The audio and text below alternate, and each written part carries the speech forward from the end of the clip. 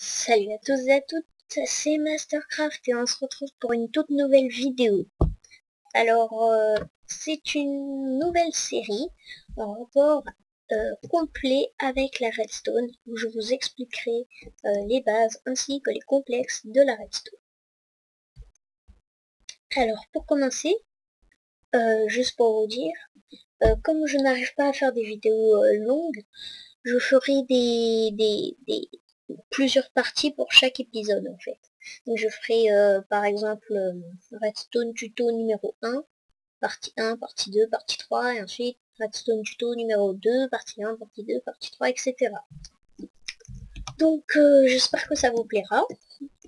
Donc première chose, aujourd'hui, je vais vous expliquer qu'est-ce que la Redstone. Normalement vous devrez savoir. Alors la Redstone, c'est cette poudre que je tiens dans la main. Alors la particularité de cette poudre, c'est qu'elle est semblable à l'électricité dans la vraie vie. Donc vous voyez, elle peut être reliée par différents câbles et elle permet d'alimenter des blocs. Alors voyons des blocs qui peuvent se faire alimenter. Par exemple, un dropper qui est ajouté dans la nouvelle version, qui permet, contrairement au distributeur, de jeter juste l'objet. Le distributeur, si on mettait des flèches dedans, par exemple, il les tirait.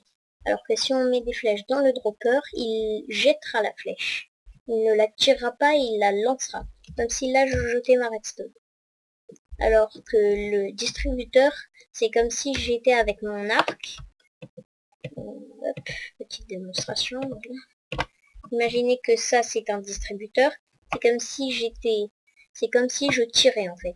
Sauf qu'il ne... Ouh, petit bug. Elle vient de faire un mur invisible. Vous voyez, donc c'est un petit bug. Donc en fait, ça l'attirera en fait. Sauf qu'elle l'attirera pas en l'air. Sauf que, bien sûr, avec la nouvelle propriété, c'est que on peut tirer maintenant les distributeurs et les droppers vers le haut. Donc c'est super bien. Vous voyez, c'est pas les mêmes.